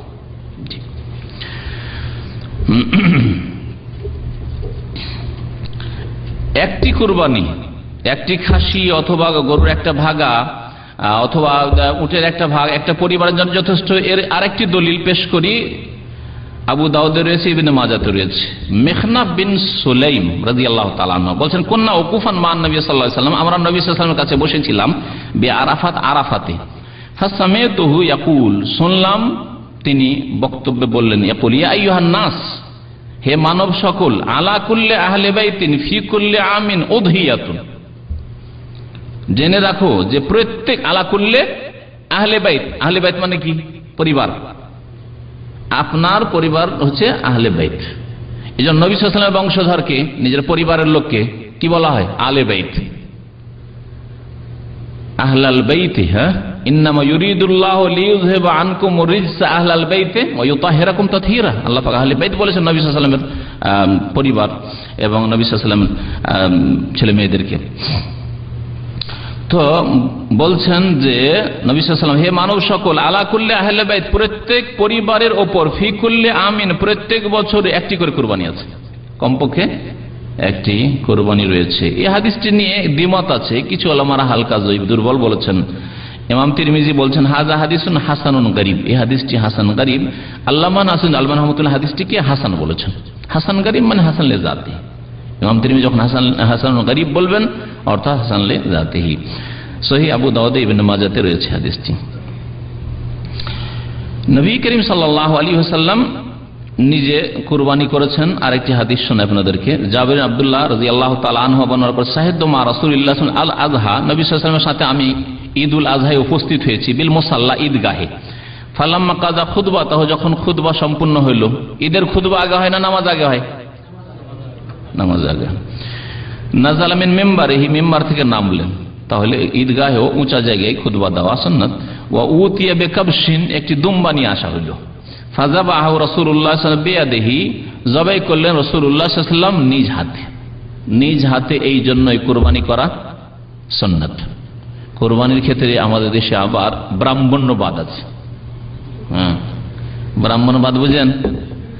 ব্রাহ্মণ ছাড়া আর 3টি কাস্ট আছে হিন্দুদের মধ্যে, 4টি কাস্ট। ব্রাহ্মণ, আর নামগুলি বলতে পারেন কেউ? হ্যাঁ, ক্ষত্রিয়, আর বৈষ্ণব, আর শূদ্র। শূদ্র যারা ডম মেথর চামার, এরা শূদ্র নিচের। আর তাদের একটা ধারণা, আর বেদে এই শিক্ষা দেওয়া হয়েছে যে তাদের ব্রহ্মা সৃষ্টি করল, ব্রহ্মা তার মুখমণ্ডল থেকে সৃষ্টি করল ব্রাহ্মণদেরকে। মুখমণ্ডল থেকে যখন সৃষ্টি হয়েছে তাই শ্রেষ্ঠ জাতি এরা। আর তারপরে ক্ষত্রিয়দেরকে, যারা রাজপুত বলা হয় একটি জাতিকে, এদেরকে তৈরি করলো ব্রহ্মা, তৈরি করলো বাহু থেকে। আর বাহু মানে বল আছে এতে, সুতরাং এরা আর্মি হবে, দেশের সেনাবাহিনী হবে এরা। হ্যাঁ, আর বৈষ্ণব যারা চাষি, কৃষক, এই ধরনের কাজ করে, ক্ষেত খামার করে, এই ধরনের যারা শাকসবজি তৈরি উৎপাদন করে, এরাকে তৈরি করলো ব্রহ্মা রান থেকে, উরু থেকে তৈরি করলো। সুতরাং এরা মাঝারি খেদমত করবে, এই ক্ষেত খামার এগুলি করবে, চাষবাস করবে। আর শূদ্র যারা ডোম, চামার, মেথর, এদেরকে তৈরি করলো পা থেকে, সুতরাং পায়ের তলায় খেদমত করবে এরা। আর এই তিন জাতির মন্দিরে ঢোকার কোনো অনুমতি নেই, বরং বেদে আছে যদি কোন শূদ্র বেদ শুনে নেই তো কানে সীসা গলিয়ে ঢেলে দাও। কেন বেদ শুনলো? কঠোর শাস্তির কথা আছে তারা যদি মন্দিরে ঢুকে, তারা যদি বেদ শুনে, তারা যদি বেদ পড়ে, বেদ স্পর্শ করে, ইত্যাদি ইত্যাদি। তো এই ব্রাহ্মণ্যবাদ চলে এসছে সুফিবাদের মাধ্যমে, পীরতন্ত্রের মাধ্যমে মুসলিম জাতি তো ব্রাহ্মণ্যবাদ এসেছে, ব্যক্তি পূজা এসেছে। যার ফলে হয়েছে কি, কোরবানি করার ক্ষেত্রে আপনার কোরবানি আপনি করবেন না, কে করবে? আরে হুজুর করে কিনে যা যা যা হুজুর কিনে, আর হুজুর ব্যস্ত, গোটা গ্রাম করে এই মাথা থেকে শুরু করেছে, ওই মাথা পৌঁছিতে পৌঁছিতে বিকাল হয়ে যাবে, কিন্তু কোরবানি জবাই হচ্ছে না, কারণ হুজুর আসছে না, ব্রাহ্মণ সাহেব আসছে না। সুবহানাল্লাহ, শরীয়তের খেলাফ। নবী করিম সাল্লাল্লাহু আলাইহি সাল্লাম 100 উঠে 64টি নিজের হাতে জবাই করছেন। তাহলে নিজের হাতে কুরবানি করা সুন্নত, পারলে। যদি না পারেন তখন কাউকে ওকিল বানান। মহিলার নামে যদি কুরবানি হয় তাহলে নিজে হাতে কুরবানি না করে, কারণ ওদের সাহসিকতা কম, কুরবানি করতে গিয়ে রক্ত দিকে বেহুশে পড়ে যেতে পারে আছাড় খেয়ে, যার ফলে দাঁড়িয়ে থাকবে, যে সুন্নাত দাঁড়িয়ে থাকবে, যখন কুরবানি জবাব হবে পর্দা করে দাঁড়িয়ে থাকবে, অথবা পর্দার আড়াল থেকে দেখবে যে আমার কুরবানিটা জবাই হচ্ছে।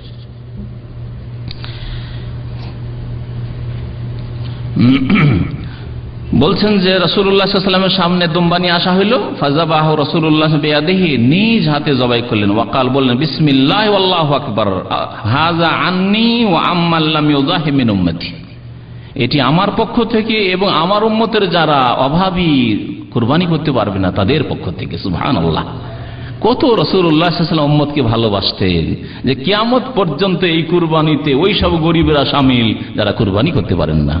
বলুন আলহামদুলিল্লাহ। এমন নবীর উম্মত আল্লাহ পাক আমাদেরকে করেছেন যে যাকে আল্লাহ পাক বলেছেন রাউফুন রহিম, করুণাময় তিনি, দয়ালু তিনি। আর তিনি এত দয়ালু যে উম্মতের অনেকে গরিব হবে যারা কুরবানি করতে পারবে না। শুধু সাহাবী না, আম্মান লাম ইউযাহি মিন উম্মতি, আমার উম্মতের যারাই কুরবানি করতে পারবে না আল্লাহ তাদের পক্ষ থেকে কুরবানি কবুল করিয়া, তাদের পক্ষ থেকে যদি আল্লাহ কুরবানি কবুল করেন তা আপনার পরিবারের ছেলে মেয়ে 5-7টা ছেলে আছে, আল্লাহ কবুল করবেন না শুধু এক নামে কুরবানি? সুন্নতের খেলাফ কাজ। আপনি নেকিকে সংকুচিত করে দিচ্ছেন, নেকির দ্বারকে, আপনার ছেলে মেয়েদেরকে, স্ত্রীকে নেকি থেকে মাহরুম রাখছেন, অথবা নিজেকে মাহরুম রাখছেন। আপনার বাবার নামে করে দিলেন, নিজে কিছু নেই, খালি। অনেকে করছে এখান থেকে টাকা পাঠাচ্ছে, এখান থেকে ওর নামে কুরবানি না, ও নিজেকেও সামিল করলো না। কার নামে? আমি প্রতি বছর আমার বাবার নামে কুরবানি করি। জেহালত, অজ্ঞতা। এতে আপনার বাবার যদি ব্যক্তিগত ইনকাম না থাকে বাবার নামে করে, আর নিয়ত করেন যে আল্লাহ আমার বাবারই ছেলে মেয়ে আর আমি ইনকাম করে পাঠিয়েছি, আমাদেরকেও এই নেকিতে সামিল করিয়ে, আল্লাহ আপনাদেরকেও নেকিতে সামিল করবেন। তাতে জবাই করার সময় এটা জানাই রয়েছে, জবাই করার সময় জানা আছে না নেই? কখন জবাই করতে হবে? নামাজের পরে না ফজর পরে? নামাজের পরে। বারা রাদিয়াল্লাহু তাআলা বলছেন, জাহা খালে আবু বুরদা, আমার মামা আবু বুরদা কুরবানি করেছিল কাবলা সালাত, ঈদের আগে। মাসলা জানা ছিল না, ঈদের আগে কুরবানি করে ফেলেছে। এই সাহাবী তো মশলা না জেনে কুরবানি করেছেন, আমাদের দেশে মশলা জেনে কুরবানি করে, ঈদের আগে কুরবানি করে। এটা কেউ জানেন না মনে হয়? হ্যাঁ, আর জানাবো সময় থাকলে ইনশাআল্লাহ। ফাকালা রাসূলুল্লাহ সাল্লাল্লাহু আলাইহি ওয়াসাল্লাম, রাসূলুল্লাহ সাল্লাল্লাহু আলাইহি ওয়াসাল্লাম জানতে পেরে বললেন, তিলকা শাতুল লাহমিন, এটা হচ্ছে গোশত খাওয়া বকরি, গোশত খাওয়া ছাগল, এটা কুরবানির বকরি না, কুরবানি ছাগল নাই। ফাকালা ইয়া রাসূলুল্লাহ, তখন হে আল্লাহর রাসূল, ইন্না ইনদি জাযআতাম মিনাল মাজ, আমার কাছে বকরি জাতির, মাজ শুধু বকরি বলা হয়, তো বকরি জাতির জাযা আছে। জাযা মানে যেটা এখনো বছর পুরা হয়নি। যাহিয়ে বিহা ওয়ালা তাসলুহু লিগাইরিকা, তুমি এটা কুরবানি করো, কারণ আর তোমার কাছে নেই, আর ভুল করে একটা ঈদের আগে নামাজের আগে জবাই করে দিয়েছো। ওয়ালা তাসলুহু লিগাইরি, তোমার ছাড়া আর কারো জন্য এটা হবে না। তাহলে খাসির ক্ষেত্রে, বকরির ক্ষেত্রে 1 বছর বয়স হইতে হবে, অথবা দাঁতা হইতে হবে, সবচেয়ে বেশি নিরাপদে দাঁতা হইতে হবে। এক শ্রেণীর ওলামারা তো দাঁতের শর্ত লাগিয়েছেন। আর বাড়ি যদি পোষা হয় তাহলে 1 বছর দেখছেন দাঁত হয়নি, হয়তো লেট হয়ে গেছে, কিন্তু 1 বছর পুরা হয়ে গেছে, গত কুরবানির আগে জন্ম হয়েছে, তাহলে চলবে বকরির ক্ষেত্রে। সুম্মা কাল মান যাহা ক্বাবলা সালাতে, যেই ব্যক্তি নামাজের পূর্বে কুরবানি করে নেবে, ফাইন্নামা যাবাহা লিনাফসিহি, সেই ব্যক্তি নিজের জন্য জবাই করলো। ওমান যাবাহা বাদা সালাত, আর যেই ব্যক্তি ঈদের নামাজের পরে জবাই করলো, ফাকাত তাম্মা নুসুকাহু, তার কুরবানি পুরা হয়ে গেল। ওয়া আসাবা সুন্নাতাল মুসলিমিন, আর মুসলিমদের আদর্শকে সে পেয়ে গেল। মুসলিমদের আদর্শকে সেই ব্যক্তি পেয়ে গেল। হাদিসটি সহিহ মুসলিমে রয়েছে। মেষের ক্ষেত্রে, ভেড়া ভেড়ির ক্ষেত্রে একটি মাসলা শুনে রাখে। ভেড়া ভেড়ির ক্ষেত্রে যদি কারো কাছে 1 বছরের নেই, তাহলে 6 মাসের হলে হৃষ্টপুষ্ট হয়ে যায়, তাড়াতাড়ি বড় হয়ে যায়। সেই জন্য এই ক্ষেত্রে অনুমতি দেওয়া হয়েছে। জাযা মিনাজ যান, 6 মাসের বেশি হয়ে গেছে, 1 বছর এখনো পুরা হয়নি, আর সেটা দান যদি হয়, অর্থাৎ যদি মেষ হয়, ভেড়া ভেড়ি হয়, তাহলে সেটা কোরবানি করা যাবে। গরুর ক্ষেত্রে কত বয়স হইতে হবে? 2 বছর বয়স হইতে হবে। উটের ক্ষেত্রে 5 বছর বয়স হইতে হবে। উটের ক্ষেত্রে 5 বছরের উট না হলে উট জবাই করা যাবে না। আর সাধারণত দাঁত হয়তো ওই বয়সেই হয়।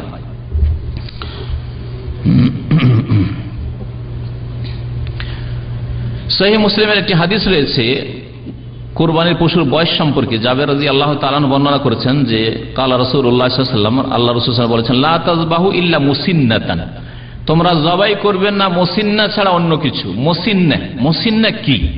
মুসিন্না একদল ওলামারা বলছেন মুসিন্না সানাতুন থেকে এই শব্দটি উৎপত্তি। এই শব্দের উৎপত্তি হচ্ছে সানাতুন থেকে। সানাতুন মানে বছর। তাহলে লা ইল্লা মুসিন্না মানে 1 বছর ওয়ালা, 1 বছর ওয়ালা ছাড়া জবাই করবে না। এটা কিসের ক্ষেত্রে? ছাগল, বকরি, এইসবের ক্ষেত্রে। ইল্লা আইয়াসুর আলাইকুম, তবে তোমাদের জন্য যদি কষ্টকর হয় যে 1 বছরের পাচ্ছি না, ফাতাযবাহু জাযআতাম মিনাদ দান, তাহলে ভেড়া ভেড়ির জাযা জবাই করো যেটা 6 মাসের ঊর্ধ্বে চলে গেছে, 6, 7, 8 মাসের, সেটা জবাই করতে পারো। মুসলিম, হাদিসটি মুসলিমের। তাহলে মুসিন্না একদল ওলামারা বলছেন যে সানাতুন, আর এইটাই হচ্ছে অধিকাংশ ওলামাদের ফতোয়া। তবে আরেক দল আরেকটু শক্ত করেছেন। ভারত উপমহাদেশের, বাংলাদেশের আহলে হাদিস আলেমরা এই দাঁতেরই ফতোয়া দিয়ে থাকে। সেটি আরো সতর্কতা, সেটা হচ্ছে মুসিন্না মানে সিন্নুন থেকে মুস্তাক। মুসিন্না শব্দটি সিন্নুন থেকে এর উৎপত্তি। সিন্নুন মানে হচ্ছে দাঁত, আসনান, ওর জমা বহু বচন হচ্ছে আসনান। দেখছেন না ডেন্টাল ক্লিনিকগুলিকে আসনান লেখা আছে। তো লা তাযবাহু ইল্লা মুসিন্না মানে তোমরা দাঁতা ছাড়া জবাই করবে না।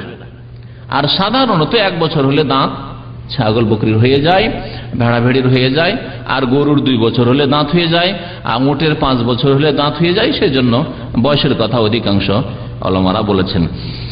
কুরবানির ক্ষেত্রে যেসব পশুর কুরবানি চলবে না, ওই সম্পর্কে একটি হাদিস আর শোনাই।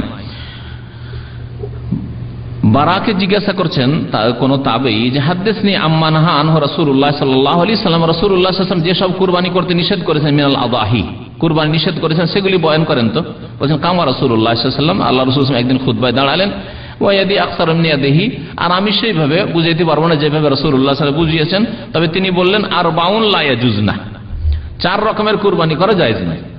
4 রকমের কুরবানি করা জায়েজ না। আল আওয়ারাউ আল বাইয়ুন আওয়ারুহা, যদি আন্ধা হয়, অন্ধ হয়, বা কানা হয়, একটা চোখ নেই, আর স্পষ্ট বোঝা যাচ্ছে।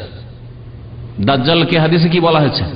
ইন্না দাজ্জাল আওয়ার ওয়া ইন্না রাব্বাকুম লাইসা বিআওয়ার, জেনে রাখো, সাবধান, তোমাদেরকে সতর্ক করছি, দাজ্জাল নিজের রব দাবি করবে, দাজ্জাল হবে কানা, আর তোমাদের রব কানা নন। ওয়া ইন্না রাব্বাকুম লাইসা বিআওয়ার। তো ওই আওয়ারের মুয়ান্নাস হচ্ছে আওরা। আল আওরা কানা, আল বাইয়ুন আওয়ারুহা, যার কানা হওয়া বা অন্ধ হওয়া স্পষ্ট হয়ে যাচ্ছে, বোঝা যাচ্ছে, একটা চোখে দেখতে পায় না, চোখ একবার লেপে আছে, অথবা চোখে বোঝা যাচ্ছে যে চোখে, এই চোখে দেখতে পায় না, আর জানতে পারছেন, তাহলে সেটা কুরবানিতে জায়েজ নয়। ওয়াল মারিজা আল বাইয়ুন মারাদুহা, আর এত রুগ্ন, অসুস্থ, ক্ষীণ, যে স্পষ্ট বোঝা যাচ্ছে যে এই খাসি, বকরি অথবা গরু, উট রোগা, তাহলে সেটা চলবে না। ওয়াল আরাজা আল বাইয়ুন দালউহা, আর যদি এমন ল্যাংড়া হয়, খোড়া হয়, যে স্পষ্ট খুঁড়িয়ে খুঁড়িয়ে হাঁটছে, বোঝা যাচ্ছে খোড়া হওয়াটা, তাহলে জায়েজ নাই। আমাদের দেশে কিছু গরু দেখা যায় যেগুলি এমনি মানে পা ভেঙে খোড়া হয়নি, কিন্তু একটা রোগ আছে, যে রোগে খড়িয়ে খড়িয়ে হাঁটে, তাহলে স্পষ্ট যেখানে বোঝা যাচ্ছে যে খড়িয়ে হাঁটছে, জায়েজ নাই। ওয়াল কাসির আল্লাতি লা তুনকি, আর এমন একেবারে শুকনো, কাসিরা বলা হয়, এমন শুকনো, শুকিয়ে গেছে যে যার মধ্যে কোনো গোস্ত নেই, শরীরের গোস্তগুলি এসে হাড্ডির সাথে লেগে গেছে, চামড়া হাড্ডির সাথে লেগে গেছে, এইরকম যদি দুর্বল হয় তাও চলবে। লাতুন কি, যাতে গোস্ত নেই। কুলতু ইন্নী আকরাহু ইয়াকুনা ফিল কারনে নাকসুন, আমি পছন্দ করি না যদি শিঙে কোন রকমের ত্রুটি থাকে, যদি শিং ভাঙা থাকে বা শিং না থাকে। কালা মা কারিহতাহু ফাদাহু ওয়া লা তুহাররিমহু আলা আহাদ। নবী করিম সাল্লাল্লাহু আলাইহি ওয়াসাল্লাম বললেন যে যদি কোনো কিছু কে তুমি যদি না পছন্দ করো, যে শিং নেই সেজন্য আমি এটা পছন্দ করি না, তাহলে সেটা ছেড়ে দাও, তুমি কুরবানি করিও না, কিন্তু কারোর জন্য হারাম করিও না, হারাম করিও না। তাহলে শিং ভাঙার ক্ষেত্রে কি করবেন? শিং ভাঙা যদি সামান্য কিছু শিং ভাঙা থাকে, যাতে একবারে গোড়া থেকে পুরো উঠে যায়নি, তাহলে অসুবিধা নেই, একটু ভাঙা হয়তো আছে। কিন্তু যদি পুরোপুরি ভাঙা থাকে তাহলে করেন না আপনি, অথবা আপনি সতর্কতা অবলম্বন করেন। নবী সাল্লাল্লাহু আলাইহি ওয়াসাল্লাম বলছেন যে তুমি অন্য কারোর জন্য সেটাকে হারাম করিও না। অথবা জন্মগত শিং নেই, কয়েকদিন আগে একজন জিজ্ঞেস করছিল যে শিং নেই, এতে কোনো অসুবিধা আছে? কোনো অসুবিধা নেই। জন্মগত কিছু ছাগল আছে বা গরু আছে, শিং নেই, তাতে কোনো অসুবিধা নেই ইনশাআল্লাহ। ঈদের দিনে রোজা রাখা যাবে? যাবে না। ঈদুল আযহা, ঈদুল ফিতরের দিনে রোজা রাখা হারাম, জায়েজ নাই। আর কোন দিনে? এই 2 দিন হয়ে গেল বছরে। আর আইয়ামে তাশরিক 11, 12, 13 জিলহজ, এই দিনগুলিও নবী সাল্লাল্লাহু আলাইহি ওয়াসাল্লাম বলেছে আইয়ামু আকলিন ওয়া শুরবিন ওয়া যিকরুল্লাহ। এই দিনগুলি খুশির দিন, পানাহারের দিন, আর আল্লাহর জিকির আজকারের দিন। জিকির আজকার করো, তাকবীর পাঠ করো।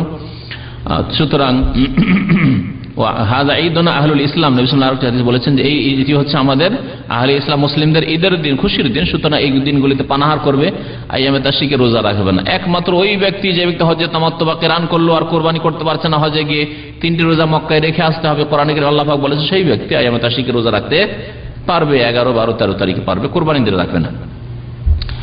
একটি মাসলা উল্লেখ করা জরুরি, কারণ আজকাল একটা নতুন ফতোয়া উঠেছে, যেটা 1400 বছরের ইতিহাসে না হানাফি মযহাবে আছে, না শাফি মযহাবে আছে, না মালিকি মযহাবে আছে, না হাম্বলি মযহাবে আছে, না এটি কোনো ওই রকম বিশিষ্ট ইমাম এরকম কোন ফতোয়া দিয়েছেন। আজকাল কিছু নতুন নতুন মুফতিরা এই ধরনের ফতোয়া দিচ্ছে।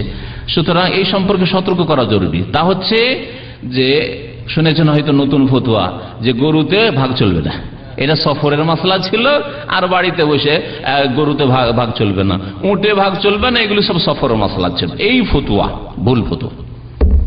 প্রথম কথা বলি যে কোন এক মযহাবে হক সীমিত নেই, এটা আমি অনেকবারই আমার বক্তব্য বলেছি যে কোন এক মযহাবে হক সীমিত নেই। আপনি বলবেন যে না শাফি মযহাবের সমস্ত ফতোয়াই ঠিক, এটা বলেন, তা ভুল বলবেন আপনি।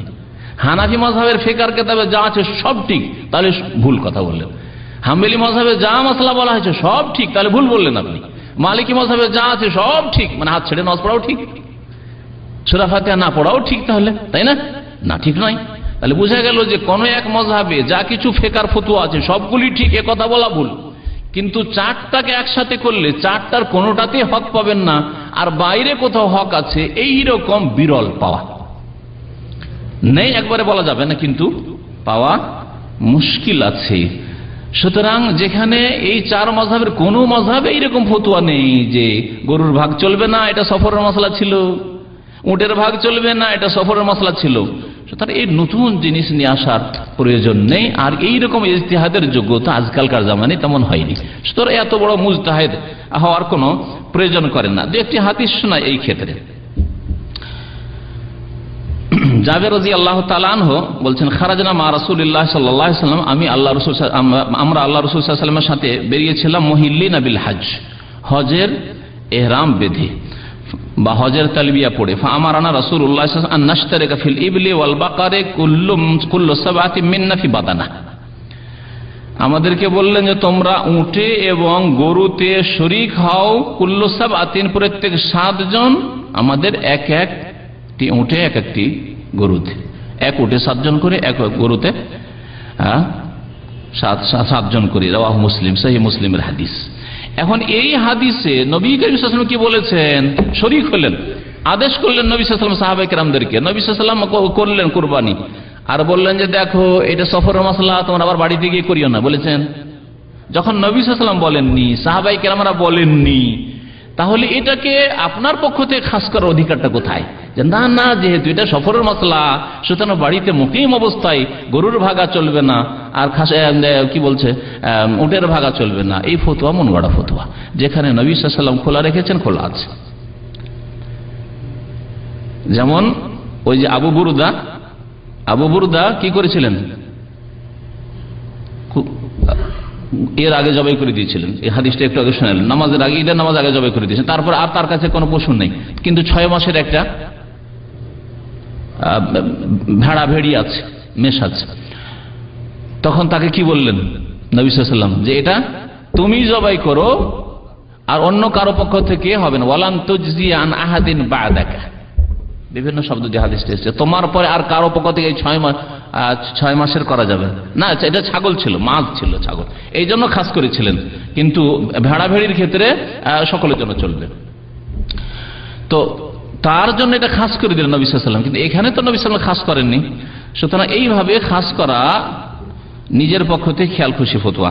তিরমিজিতে তার একটি হাদিস রয়েছে ইবনে আব্বাস রাদিয়াল্লাহু তাআলা আনহুমা থেকে, কুন্না মা রাসূলিল্লাহ সাল্লাল্লাহু আলাইহি ওয়াসাল্লাম ফি সাফারিন, আমরা সফরে ছিলাম, ফাহাদারাল আযহা, কোরবানির সময় আসলো, ফাশতারাকনা ফিল বাকাইরাতে সাবআতান, আমরা গরুতে 7 জন শরীক হইলাম, ওয়াফিল বাইরে আশারাতান, আর উটে 10 জন শরীক হলাম। কাওয়ালা আবু ঈসা বলছেন হাদিস ইবনে আব্বাস হাদিসুন হাসানুন গরীবুন, এই হাদিসটা হাসান গরীব মানে হাসান লিজাতিহি। আল্লামা নাসির আলবানী বলছেন হাদিসটি সহিহ, হাদিসটি হচ্ছে সহিহ, মানে আরো সূত্র রয়েছে, সবগুলি সূত্র মিলালে সহিহ। হাসান হাদিস যদি বিভিন্ন সূত্র থেকে আসে তাহলে সেটি হয়ে যাবে সহিহ, লেগাইরি হয়ে যাবে। এর আগে আপনাদেরকে উসুল হাদিসে যারা রাত্রে ক্লাস করেন বলেছি।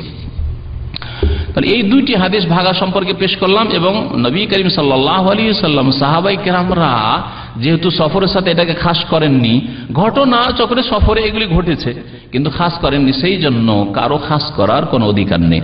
এবং এতে অনেক লোক বিভ্রান্ত হচ্ছে, অনেকে ছেড়েই দিয়েছে ভাগের কুরবানি। আমার কাছে আমার টেলিফোন আছে বাংলাদেশ থেকে, এতদিন তো আমরা ভাগে কুরবানি করতাম, এবছর ছেড়ে দিয়েছি, এই ফতোয়ার কারণে, ভুল ফতোয়ার কারণে। তো আল্লাহ পাক রব্বুল আলামিন আমাদের সকলকে ইসলাহ করার জন্য তৌফিক দান করেন এবং কোরআন এবং হাদিস মোতাবেক চলার জন্য তৌফিক দান করেন।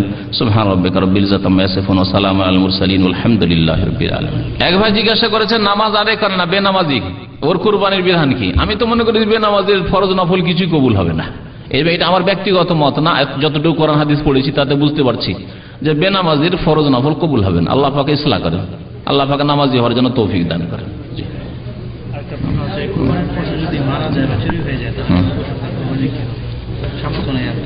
কোরবানির পশু যদি মারা যায় অথবা চুরি হয়ে যায়, তাহলে তার কাছে যদি থাকে, শক্তি সামর্থ্য থাকে, তাহলে কোরবানি করবে, আর না হলে করবে না, কোনো অসুবিধা নেই ইনশাআল্লাহ। নিয়তের উপর নাকি পেয়ে যাবে, কারণ কোরবানির সে ছাগল বা একা গরু দিলে ভাগ করার কোনো দরকার নেই, আপনার গোটা পরিবার এবং যা আছে সবার নাম করে না। হ্যাঁ জি, গোটা দান করার ক্ষেত্রে 3 ভাগ সমান সমান করা জরুরি নয়। যদি দেখেন ফকিরের সংখ্যা বেশি, গরিবের সংখ্যা বেশি, গ্রামে কুরবানি হয়নি, তাহলে বেশি দান করে দেন। যদি দেখা যায় আমারই প্রয়োজন বেশি, অভাব বেশি, তাহলে নিজে বেশি খান। বোঝা গেছে? আত্মীয় স্বজন, আমার বংশ বেশি, তাহলে আত্মীয় স্বজনকে বেশি খাওয়ান। যখন যেমন প্রয়োজন থাকবে তখন তেমন ভাবে কাজ করবেন। 3 ভাগ সমান সমান করতে হবে, এটা জরুরি নয়, এটা ফতোয়া শুধু এক শ্রেণীর আলেমদের। আমাদের এখানকার এক ছাত্র ভাই, তার নাম মারা গেছে। এক ভাই দোয়া চেয়েছেন, তার নানা মারা গেছে, আল্লাহ পাক রব্বুল আলামিন যেন জান্নাতবাসী করে, গুনাহ খাতা মাফ করে, এবং আল্লাহ পাক রব্বুল আলামিন যেসব ভাইরা বালা মুসিবতে রয়েছেন আল্লাহ পাক তাদের বালা মুসিবত দূর করেন। জি, আমাদের দেশে সাধারণত হয় কি, যতজন পরিবার কুরবানি করে তার একটা ভাগ, এক ভাগ এক জায়গায় জমা করে, পঞ্চায়েত মসজিদে করে, তারপরে ওগুলো সমানভাবে বন্টন করে, যারা কুরবানি করে না অথবা করছে সবার মাঝে বন্টন করে। কুরবানি করার ক্ষেত্রে বিভিন্ন তরিকা লোকের আবিষ্কার করেছে।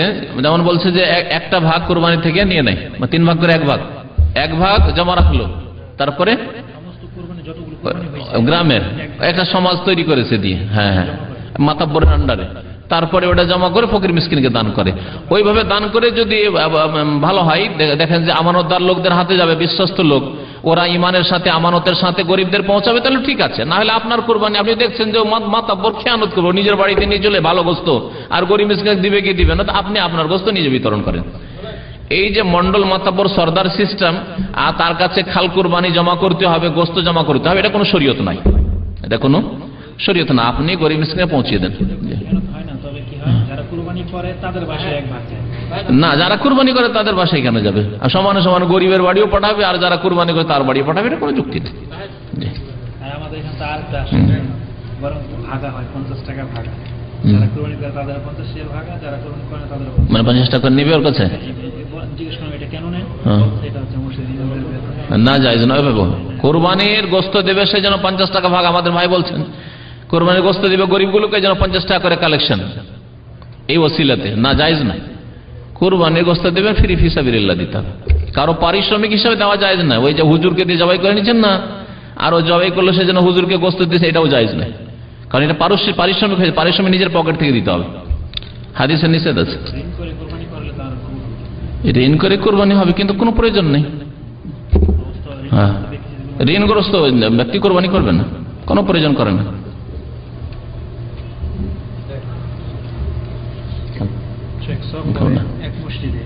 নাস্তা করেছে একটু দেরি, 10:30, 11টার মনে, 10:30 শুরু করুন।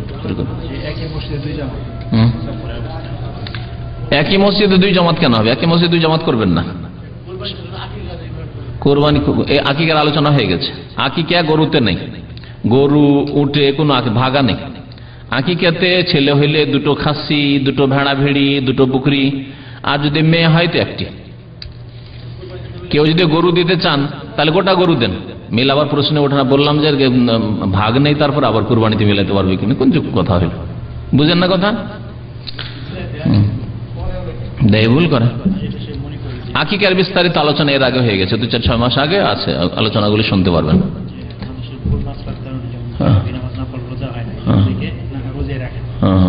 কুরবানির ক্ষেত্রে অনেকের সামর্থ্য আছে যে একটা খাসি তার পরিবারের জন্য দিতে পারবে, সে জানে না, এই জন্য দেয়, কুরবানি দেয় না, কেন গরুর দাম বেশি।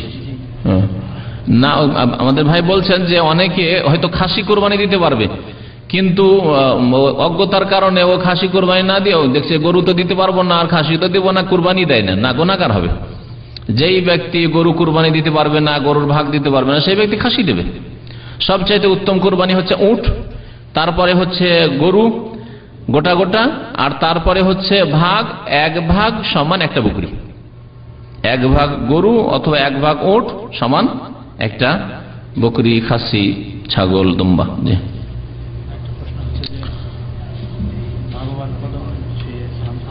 কদম বসি করা যায় না, মা বাবা হোক আর ওস্তাদেরও কদম ছুঁয়ে সালাম করা যায় না, এটা হিন্দুদের প্রথা।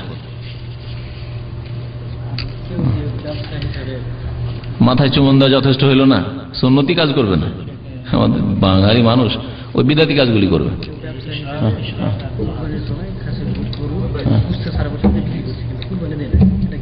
কোরবানি যার বললাম তো, কোরবানি যার সচ্ছলতা আছে কোরবানি দেবেন, সে গুনাহগার হবে, গুনাহগার হবে। জি,